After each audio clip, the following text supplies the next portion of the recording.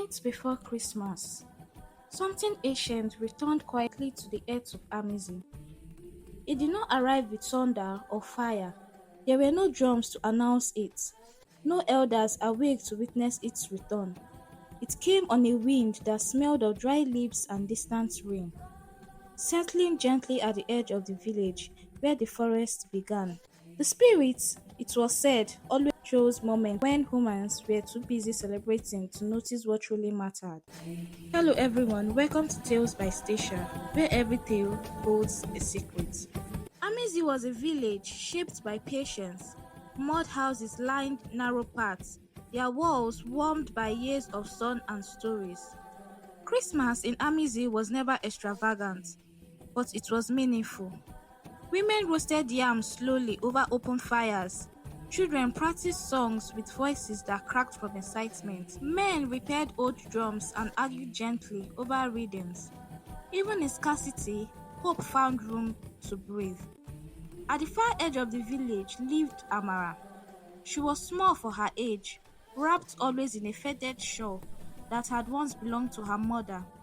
No one remembered when her parents died, only that she had been alone for as long as anyone could recall. Hunger had taught her discipline, and loss had taught her silence. She walked without complaints, fetching water before sunrise and reaching home long after dusk. Mama Essie, bent with age and softened by sorrow, was the closest thing Amara had to family. The old woman often said that some children were born with invisible crowns and that Amara was simply hidden from careless eyes. That Christmas Eve, as the first test beats of drums drifted across the village, Amara felt something unfamiliar stirred inside her chest.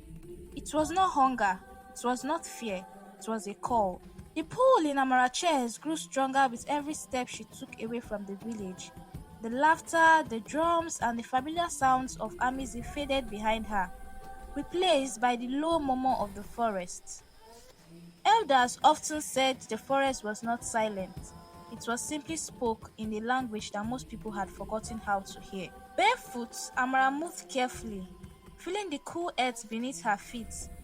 The moonlight filtered through tall branches, breaking into silver fragments on the ground. Every rustle made her heart quicken, yet the fear she expected never came. Instead, there was a warmth guiding her forward, steady and patient, as though something ancient has already knew her name. Then she saw it. In a small clearing where the earth seemed untouched, a calabash rested on moss-covered ground. It glowed softly, pulsing like a living heart. Symbols carved into its surface shimmered faintly. Amara knelt, her breath shallow, afraid that even touching it might break whatever fragile peace surrounded it. When she lifted the lid, warmth spilled into the air. Inside were roasted yams, ripe fruits, and small gifts wrapped in clothes. Fresh, abundant. Impossible. Her stomach tightened painfully, reminding her how long it had been since she had eaten freely. Then the voice came, not loud, not frightening. Share, and the gifts will grow. Keep, and it will vanish. Amara closed her eyes. For a moment, hunger whispered temptation. No one would know, no one would blame her. But then she saw Mama Essie's trembling hands. She thought of children crying quietly at night so adults would not hear. She closed the lid. That single choice, made in the forest, unseen by any witness, marked the beginning of Amity's transformation. That night, Mama Essie ate until the tears slipped down her wrinkled cheeks. She did not ask where the food came from. Some blessings, she believed, should not be questioned too quickly. She simply prayed quietly, thanking the ancestors for remembering them. When Amara woke up the next morning, the calabash was full again. Word spread slowly at first. A hungry child received fruits, an old man received yams. Each time Amara shared, the calabash refilled itself, warm and steady. By the third day, people no longer whispered, they watched. Some looked at Amara with gratitude, others looked at her with something sharper. Among them was Bako, the once respected hunter. Age had slowed his legs and the village no longer depended on him. As he watched food appear again and again, something bitter stirred inside him. Power, he believed, belonged in the hands of those who had once commanded it. He smiled at Amara. He praised her kindness, but envy grows best when it's watered quietly. Fear did not enter Amizi loudly. It slipped in quietly, carried on whispers that traveled faster than truth. That night, as cooking fires dimmed and the village settled into uneasy sleep, a woman approached Amara in secret. Her voice trembled as she spoke. "Hide the calabash," she urged. "Power never stays gentle for long. They will take it from you, and when they do, you will be blamed." Her words planted a seed of doubt in Amara's heart, one watered by fear and exhaustion. For the first time since the calabash had entered her life, Amara acted out of fear rather than faith. She hid it beneath dry leaves behind Mama Essie's hut. When morning came, the calabash did not refill. Hunger returned swiftly, sharper than before. Mothers murmured, elders frowned. Suspicion hardened faces that once smiled at her. Whispers turned cruel. She kept it for herself. "She has fooled us all." Amara stood in the village square, her chest tight, her voice caught in her throat. Then the air shifted. A tall stranger appeared beneath the moonlight, his cloak shimmering like starlight on water. "The calabash reflects the heart of its keeper," he said calmly. "Lead openly or lose it forever." With shaking hands, Amara placed the calabash in the center of the square. Light returned. Food overflowed once more. Relief washed over the village. But something fragile had cracked. Trust, Amara realized, was harder to restore than hunger. As Christmas drew closer, joy no longer came easily to Amizi. Though food was plentiful, unease lingered. The calabash sat in the village square, glowing softly, watched day and night. Some villagers treated it with reverence, others watched with narrowed eyes, measuring what it could bring them. Bako watched most of all. Once a proud hunter, Bako had lived on memories longer than skill. The calabash awakened something dangerous within him. Not hunger, but resentment. He began gathering people quickly, speaking of fairness, of control, of strength. "Should one girl decide our fate?" he asked gently.